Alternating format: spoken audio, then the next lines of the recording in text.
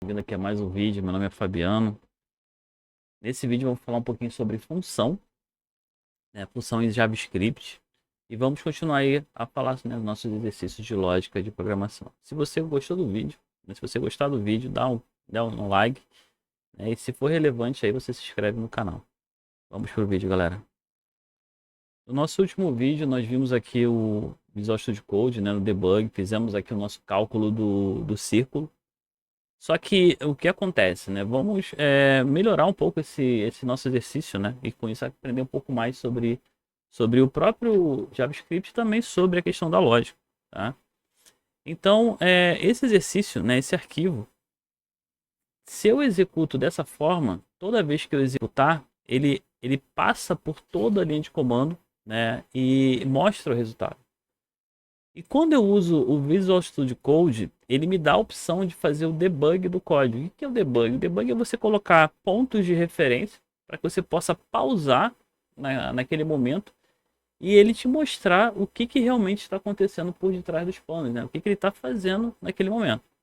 E para você ativar o debug, você vem aqui, ó, na linha do código, na linha do seu código, né? Um pouquinho antes do número, e você clica. Clicando, ele vai colocar umas bolinhas. Eu vou parar aqui o debug, tá?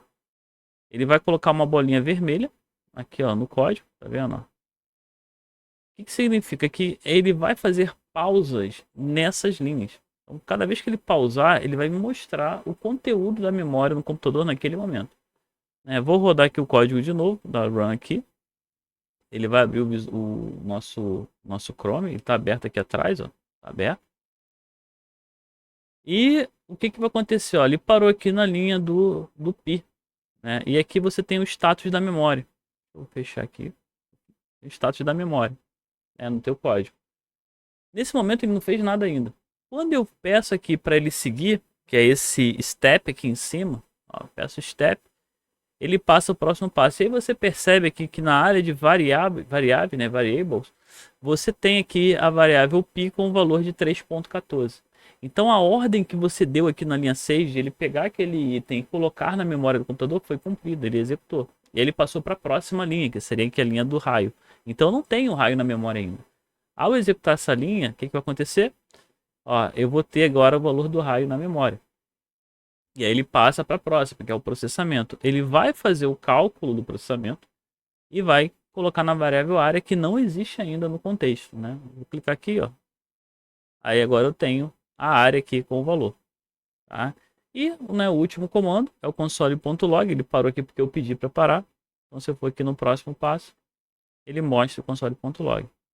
Chega no final do código, né, você pode finalizar. Então, o debug, a função dele seria essa: você criar pontos de referência no teu código para que você possa estar parando ali e verificando se aquilo que você desenhou, aquilo que você pensou de solução, né, aquele algoritmo que você está escrevendo, ele faz sentido, né? Ele tem ali aquela lógica ali que você está aplicando, se ele realmente pegou o valor, se ele calculou, se gerou a resposta que você estava esperando. Então, nós desenvolvedores sempre usamos o debug ali para poder verificar se o código está correto, se faz coerência com o código, porque senão, se não tivesse, assim, existem outras formas, mas essa é uma das primeiras formas de fazer. Sem isso fica muito complicado, né? Você pegar sistemas mais complexos para você ver se realmente aquele item está fazendo sentido, ok? Para remover o ponto aqui do debug, né, para remover os pontos de parada, você pode vir aqui clicar na bolinha de novo, ele vai remover, ou aqui no próprio debug, né, no menu de debug, você vem aqui na parte de breakpoints, que são esses pontos vermelhos, e você vai removendo os elementos com um x. Então, se eu clicar aqui no x, eu removo. Se eu clicar no checked, eu não removo, mas eu desabilito o breakpoint. Eu posso, não quero que ele pare aqui dessa vez, então ele fica desabilitado. Eu quero que ele pare, e você marca. Tá, galera? Então é uma ferramenta muito útil pra gente. Se eu clicar aqui no X, eu removo todos os breakpoints, ele acaba com os breakpoints da aplicação. Então a gente vai usar muito essa questão das variáveis aqui para saber como é que a nossa mecânica está funcionando, tá?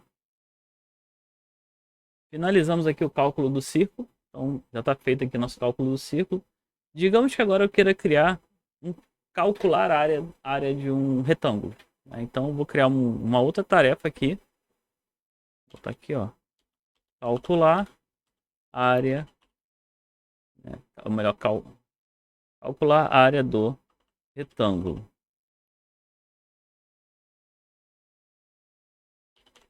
Retângulo. Como é que eu faço para calcular e mostrar o resultado? E mostrar o resultado.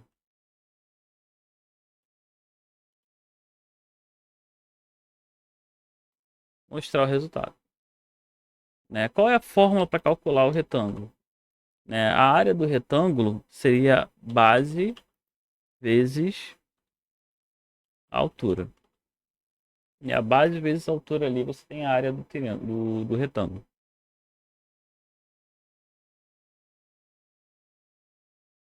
Bem, tendo aqui a tarefa, né, calcular a área do retângulo, o que eu tenho que fazer para poder montar essa tarefa? Né? Eu tenho que ter a minha entrada,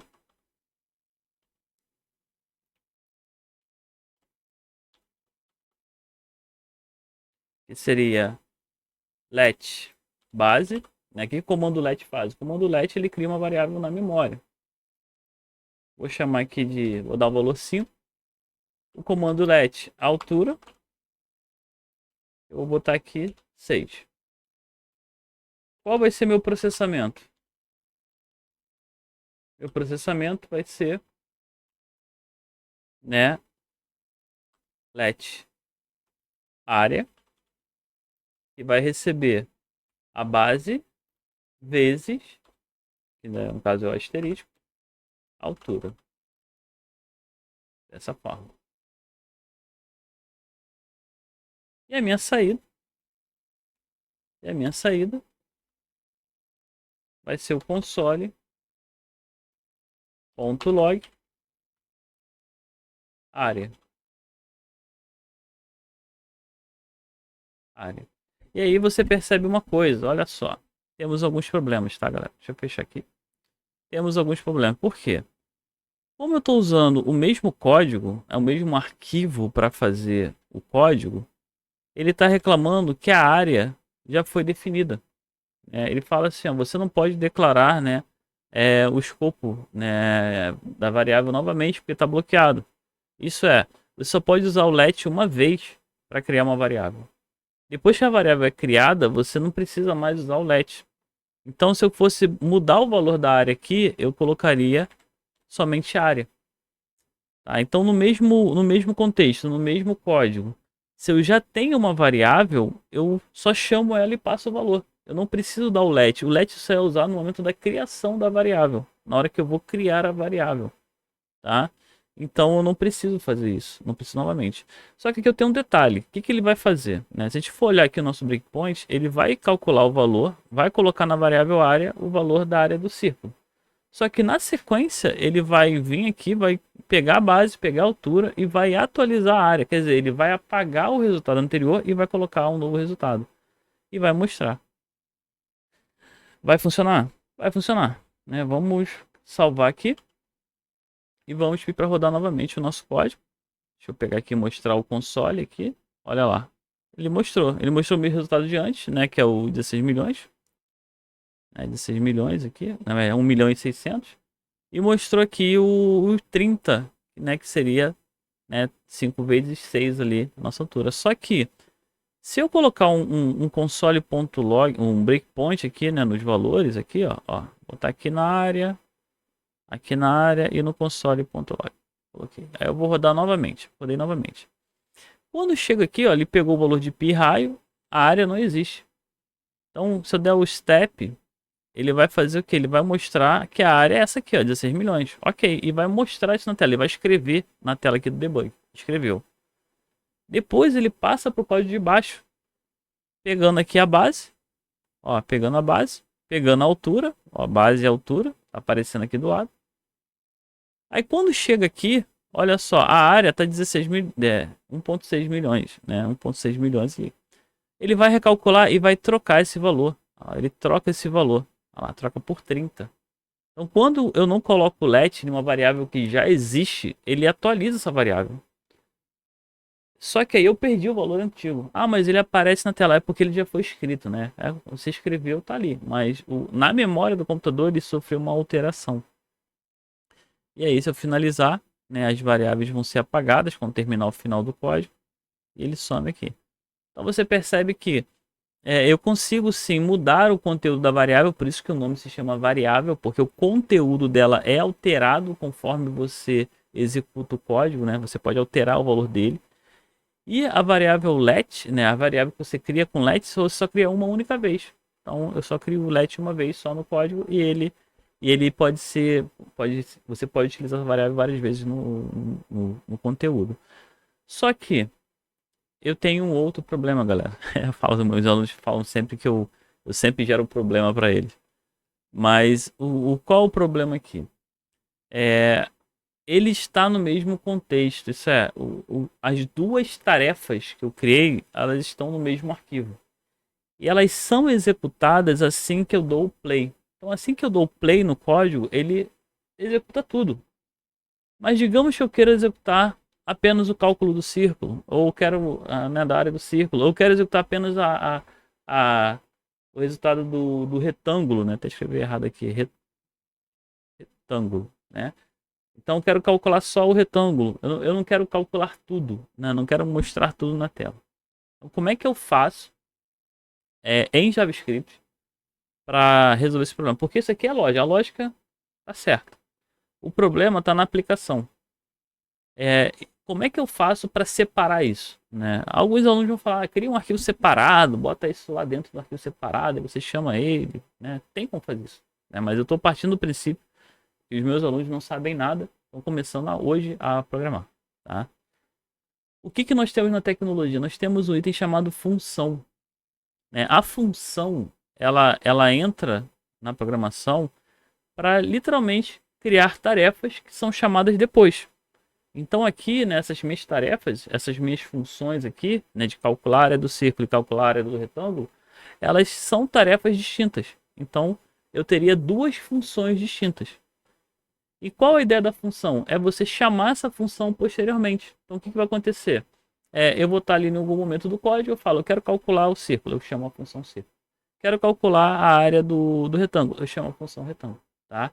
É como se fosse um controle remoto. Né? Você tem aqui o controle remoto, qualquer controle remoto. Cada tecla é uma função. Então, se você pegar o controle e ficar segurando na frente da televisão, não acontece nada. Para acontecer alguma coisa, você tem que chamar a função, você tem que clicar na função. É o que acontece na aplicação. Quando o usuário clica em algum lugar da tela, ele executa uma função que foi criada pelo programador. Né? Então, ele vai lá e starta aquela função. Então, como é que eu faço para transformar esse código em duas funções? Né? A primeira coisa, eu vou parar aqui o código. É sempre bom separar o código, tá, galera? Eu estou fazendo aqui tudo junto, mas é bom parar. E aqui, estando aqui no meu contexto, no meu arquivo, eu vou fazer o seguinte. Eu vou criar uma função para calcular a área do círculo e vou criar uma outra função para calcular, né, a área do retângulo. Então, para isso, a gente vem aqui e cria a palavra chamada function. Então a palavra function é um comando do JavaScript, né? E esse comando, para que a função seja criada, você tem que dar um nome para ela. Então essa função vai se chamar calcular área círculo. A função, uma característica dela é que ela tem parênteses. Vou explicar depois o porquê do parênteses. E ela também tem chaves no JavaScript, tá? Em outras linguagens é diferente ali um pouquinho a forma. Mas a maior parte das linguagens, né, no Java, no C Sharp, eles também trabalham nesse mesmo contexto.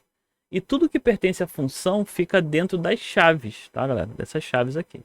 Tá? Então eu vou pegar aqui essa chave. Ela abriu e fechou aqui em cima. Eu vou pegar ela e vou arrastar ela para cá, ó. Arrastei. Eu poderia estar digitando aqui embaixo. Então todo esse contexto aqui, ó, vou dar um tab aqui para o lado. Todo esse contexto da função, ela, né, todo esse contexto pertence à função. Tanto que se eu clicar aqui em cima na chave, o VS Code ele fala onde está fechando. Então todo esse contexto aqui, ele pertence à função, tá? Agora, vou dar um exemplo. Se eu chegar aqui e colocar um breakpoint aqui no listar e um breakpoint aqui no pi e na base, o que vai acontecer? Se eu rodar o código agora, vou salvar e vou rodar o código agora. O que vai acontecer? Ó, rodei. Olha lá, ele não parou no calcular. Ele pulou o calcular. Ele chegou aqui no base. Quer dizer, ele não tem aqui as variáveis na memória, como tinha antes, né? Ó, aqui no próximo passo, base 6, próximo passo, vai calcular e vai mostrar aqui o resultado. Qual é o resultado? Opa, deixa eu ver aqui no console. Tá aqui, ó, 30. Tá? O que aconteceu? Ele ignorou esse código. Então, quando você tem uma função no seu código, tá? Quando você tem uma função no seu código, o que ele faz? Ele literalmente vê a função, ele sabe que é uma função, né? Você definiu que é uma função, só que ele não executa. Ele fala, beleza, é uma função que vai ser executada posteriormente. E aí ele guarda ali qual o nome dela e aonde ela está no código.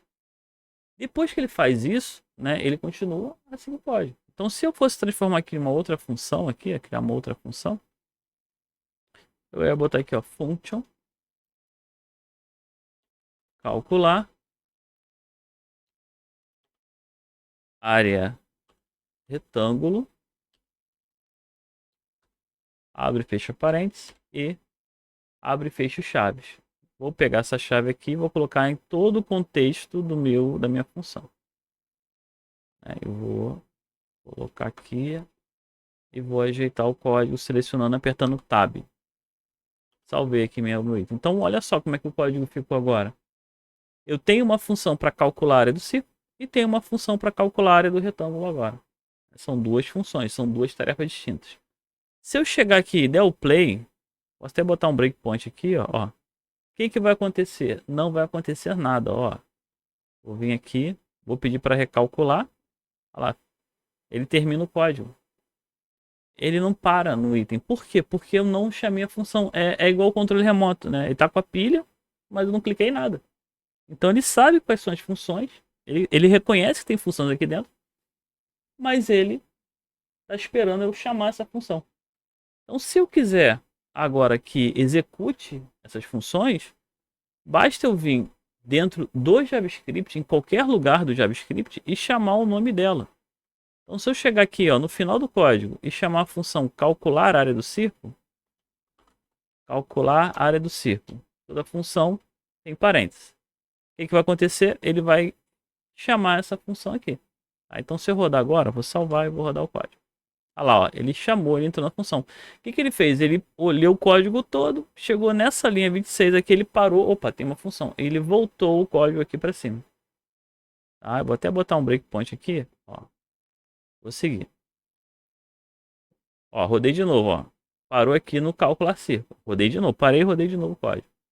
Ele chegou no final do código e parou. Beleza, calcular círculo. Ele vai voltar aqui para cima para executar a função.